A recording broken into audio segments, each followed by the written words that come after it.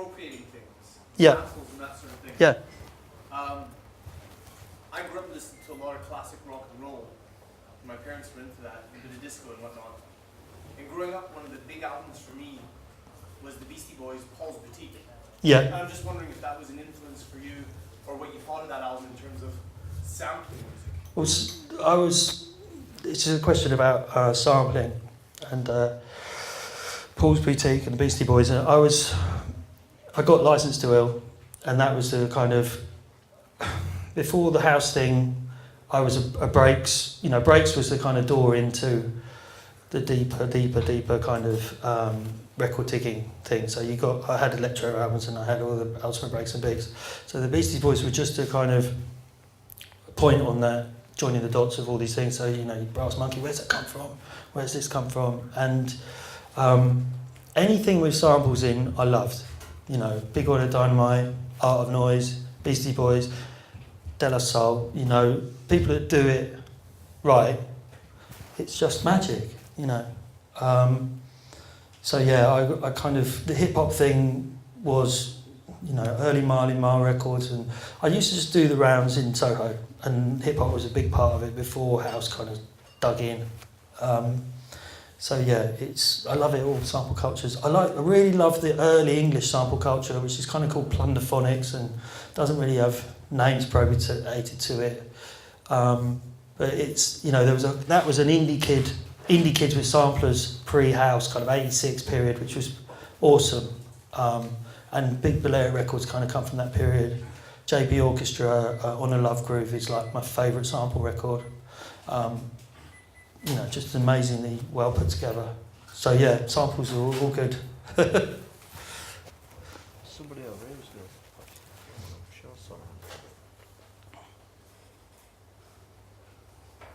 Can I say something? Yeah. I found it interesting that you mentioned that you've just gone out and bought a bass guitar. You said something about midlife crisis. I bought a bass guitar in December, and I'm 47. There you go.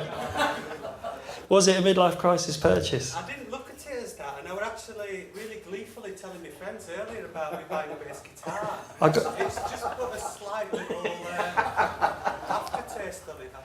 I got a BMX Cruiser as well. That was that's definitely a midlife crisis. Yeah, the bass guitar. 24-inch BMX. It was like big boys. I think we ought to put this gentleman's Maeve's mind at rest. It's not a midlife crisis, mate. No, you're right. Sorry. Not necessarily.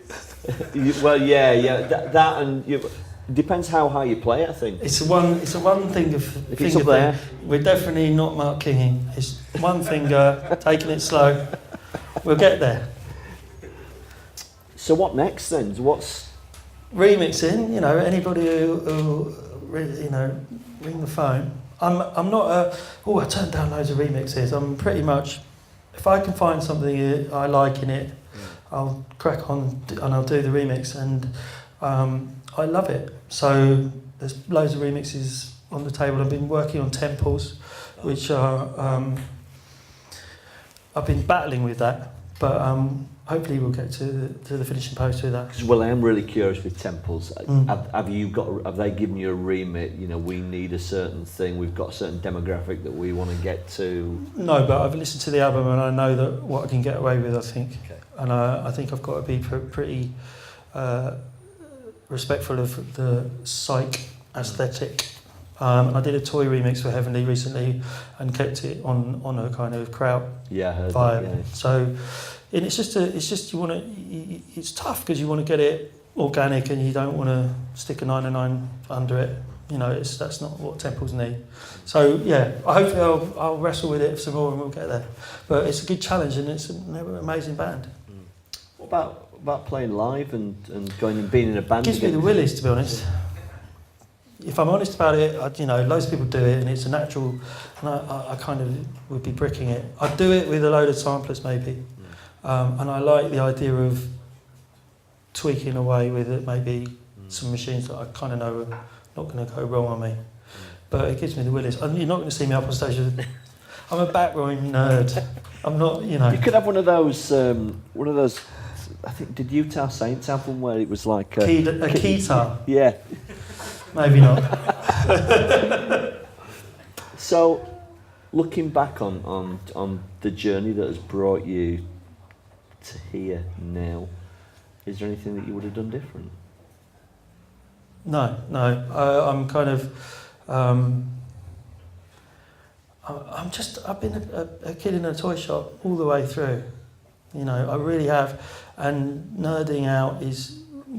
I've been able to spend a huge amount of my days dicking about with things I love doing, whether it's doing graphics, you know, in the studio, and with people I like, as opposed to record company wankers. You know, I've weeded those people out when they presented themselves, and you know, and meeting heroes. You know, I've been working with, you know, loads of people that I had on a pedestal. Go on then, tell us. Well, I'm working with Terry Farley at the moment, so I've got an album. I'm coercing him into making an album, but we've got loads of singers, and I worked with Robert Owens. So he was the guy on stage when I was 16. So me and Terry and Yamhoo wrote a track with Robert. So, you know, it doesn't get any better than that. Man, you're blessed, aren't you? Yeah. Yeah. Leo, are you going to play some tunes for us? I'd love to, mate, yeah. Really good. Thank you so much, Leo Zero.